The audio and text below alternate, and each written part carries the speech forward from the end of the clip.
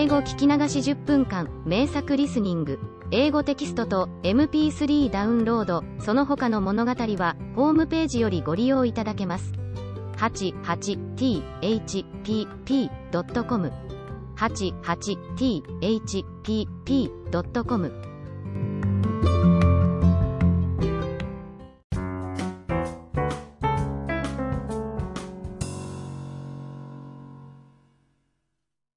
The Happy Prince.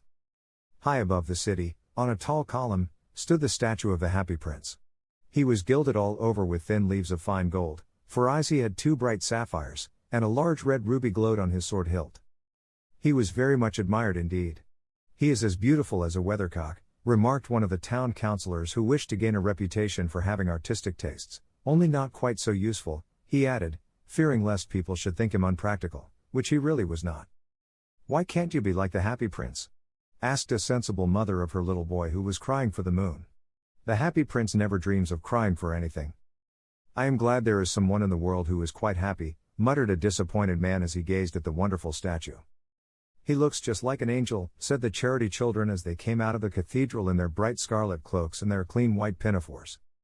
"How do you know?" said the mathematical master. "You have never seen one." "Ah.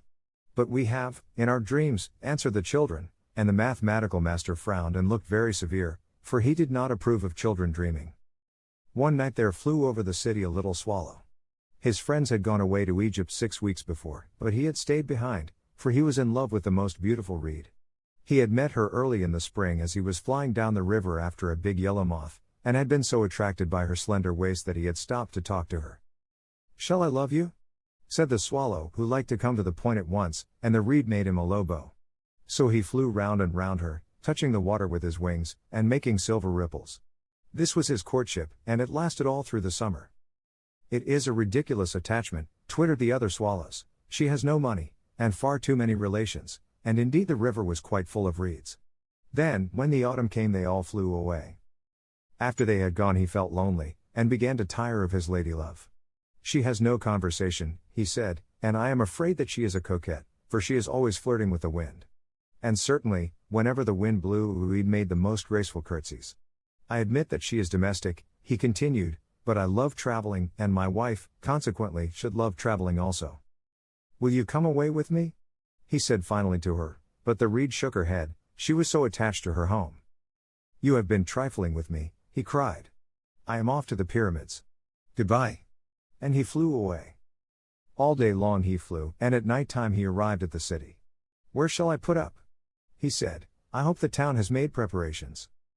Then he saw the statue on the tall column. "I will put up there," he cried. "It is a fine position, with plenty of fresh air." So he alighted just between the feet of the Happy Prince. "I have a golden bedroom," he said softly to himself as he looked round, and he prepared to go to sleep, but just as he was putting his head under his wing a large drop of water fell on him. "What a curious thing!" he cried. "There is not a single cloud in the sky, the stars are quite clear and bright, and yet it is raining.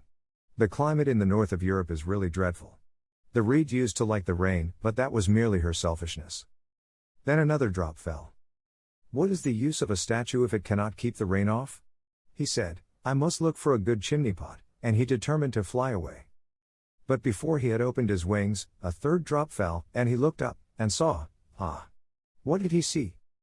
The eyes of the Happy Prince were filled with tears, and tears were running down his golden cheeks.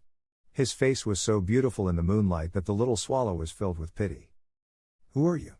he said. "I am the Happy Prince." "Why are you weeping then?" asked the swallow. "You have quite drenched me." "When I was alive and had a human heart," answered the statue, "I did not know what tears were, for I lived in the palace of Sanssouci, where sorrow is not allowed to enter.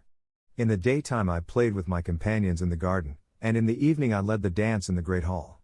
Round the garden ran a very lofty wall, but I never cared to ask what lay beyond it, everything about me was so beautiful. My courtiers called me the Happy Prince, and happy indeed I was, if pleasure be happiness. So I lived, and so I died. And now that I am dead they have set me up here so high that I can see all the ugliness and all the misery of my city, and though my heart is made of lead yet I cannot choose but weep." "What? Is he not solid gold?" said the swallow to himself. He was too polite to make any personal remarks out loud. Far away, continued the statue in a low musical voice, far away in a little street there is a poor house. One of the windows is open, and through it I can see a woman seated at a table. Her face is thin and worn, and she has coarse, red hands, all pricked by the needle, for she is a seamstress. She is embroidering passion flowers on a satin gown for the loveliest of the Queen's maids of honor to wear at the next court ball. In a bed in the corner of the room her little boy is lying ill. He has a fever and is asking for oranges. His mother has nothing to give him but river water, so he is crying. Swallow, swallow, little swallow, will you not bring her the ruby out of my sword hilt? My feet are fastened to this pedestal and I cannot move. I am waited for in Egypt, said the swallow. My friends are flying up and down the Nile, and talking to the large lotus flowers. Soon they will go to sleep in the tomb of the great king. The king is there himself in his painted coffin. He is wrapped in yellow linen, and embalmed with spices. Round his neck is a chain of pale green jade, and his hands are like withered leaves. Swallow, swallow, little swallow, said the prince, will you not stay with me for one night, and be my messenger? The boy is so thirsty, and the mother so sad. I don't think I like boys, answered the swallow. Last summer, when I was staying on the river, there were 2 rude boys, the miller's sons, who were always throwing stones at me. They never hit me, of course, we swallows fly far too well for that, and besides, I come of a family famous for its agility, but still, it was a mark of disrespect. But the happy prince looked so sad that the little swallow was sorry. It is very cold here, he said, but I will stay with you for one night, and be your messenger. Thank you, little swallow, said the prince. So the swallow picked out the great ruby from the prince's sword, and flew away with it in his beak over the roofs of the town. He passed by the cathedral tower, where the white marble angels were sculptured. He passed by the palace and heard the sound of dancing. A beautiful girl came out on the balcony with her lover. How wonderful the stars are, he said to her, and how wonderful is the power of love. I hope my dress will be ready in time for the state ball, she answered. I have ordered passion flowers to be embroidered on it, but the seamstresses are so lazy. He passed over the river, and saw the lanterns hanging to the masts of the ships. He passed over the ghetto, and saw the old Jews bargaining with each other, and weighing out money in copper scales. At last he came to the poor house and looked in. The boy was tossing feverishly on his bed, and the mother had fallen asleep, she was so tired. In he hopped, and laid the great ruby on the table beside the woman's thimble. Then he flew gently round the bed, fanning the boy's forehead with his wings.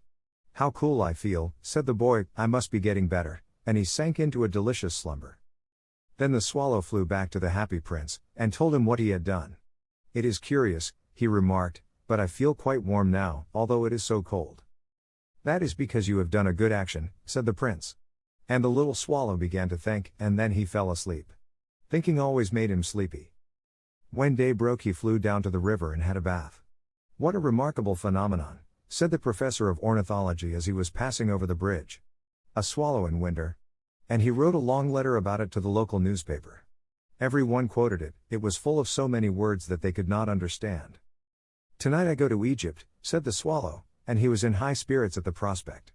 He visited all the public monuments, and sat a long time on top of the church steeple. Wherever he went the sparrows chirruped, and said to each other, what a distinguished stranger. So he enjoyed himself very much. When the moon rose he flew back to the happy prince. Have you any commissions for Egypt? He cried, I am just starting. Swallow, swallow, little swallow, said the prince, will you not stay with me one night longer? I am waited for in Egypt, answered the swallow. Tomorrow my friends will fly up to the second cataract. The river horse couches there among the bulrushes, and on a great granite throne sits the god Memnon. All night long he watches the stars, and when the morning star shines he utters one cry of joy, and then he is silent. At noon the yellow lions come down to the water's edge to drink. They have eyes like green barrels, and their roar is louder than the roar of the cataract.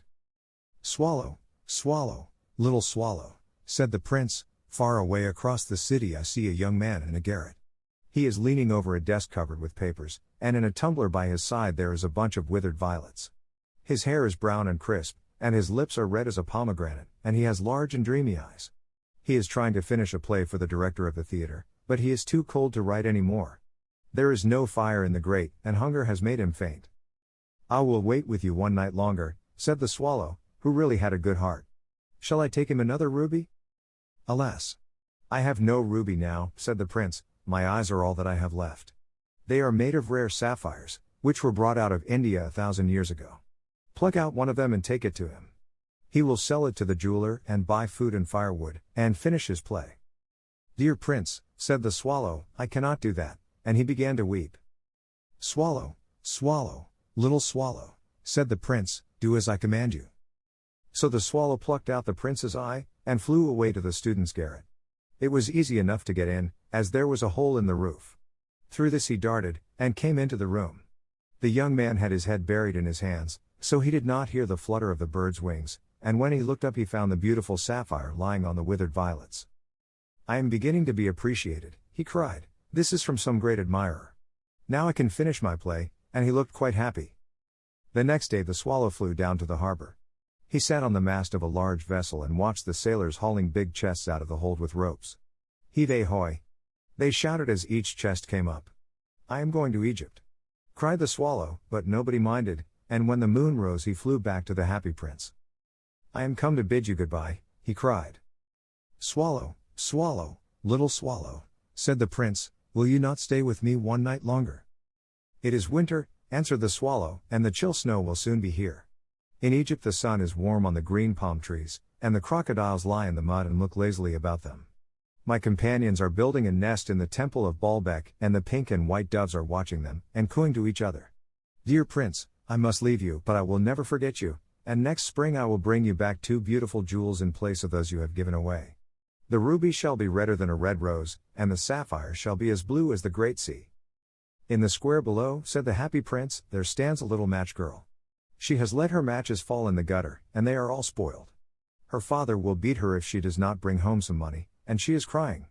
She has no shoes or stockings, and her little head is bare.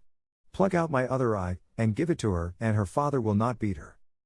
I will stay with you one night longer, said the swallow, but I cannot pluck out your eye.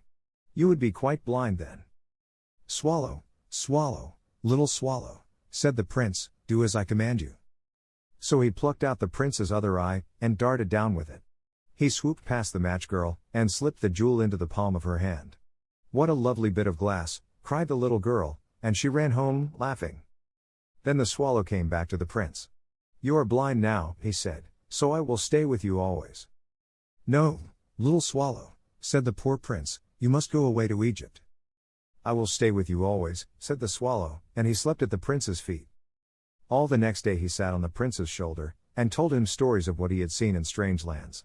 He told him of the red ibises, who stand in long rows on the banks of the Nile, and catch goldfish in their beaks, of the Sphinx, who is as old as the world itself, and lives in the desert, and knows everything, of the merchants, who walk slowly by the side of their camels, and carry amber beads in their hands, of the king of the mountains of the moon, who is as black as ebony, and worships a large crystal, of the great green snake that sleeps in a palm tree, and has 20 priests to feed it with honey cakes, and of the pygmies who sail over a big lake on large flat leaves, and are always at war with the butterflies.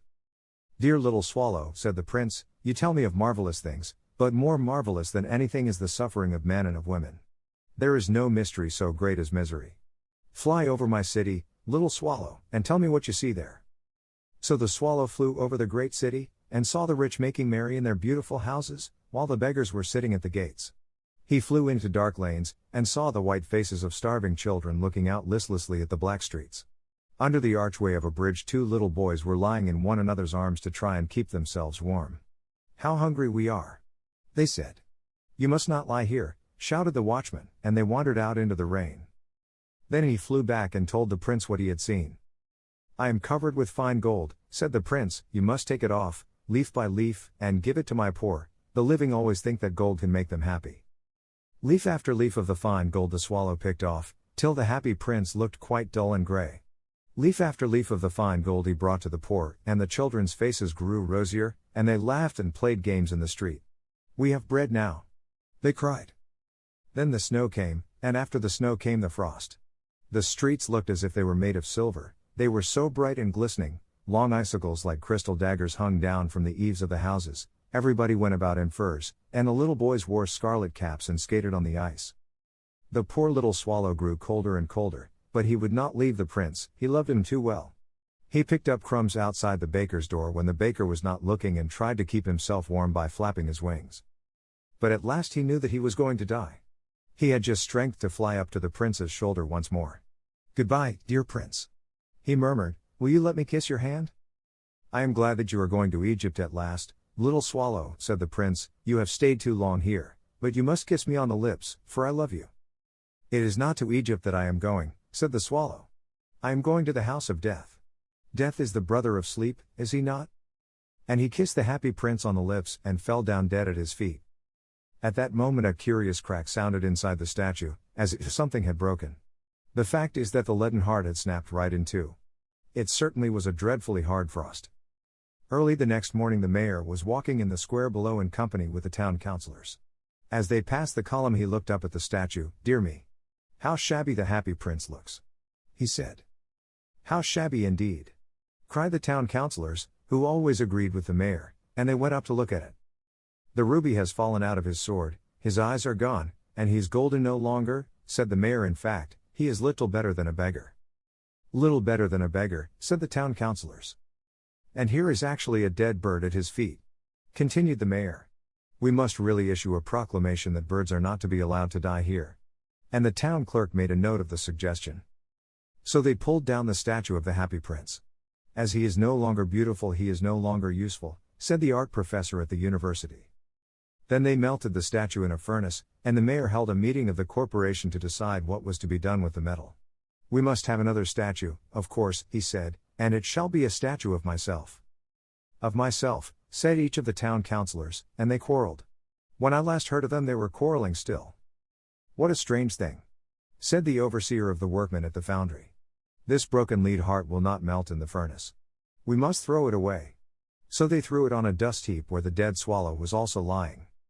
Bring me the two most precious things in the city, said God to one of his angels, and the angel brought him the leaden heart and the dead bird.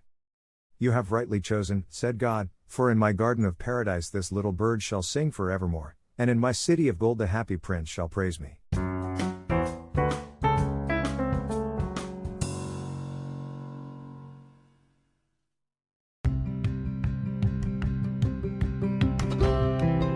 英語聞き流し10分間、名作リスニング。英語テキストと MP3 ダウンロード、その他の物語は、ホームページよりご利用いただけます。88thpp.com 88thpp.com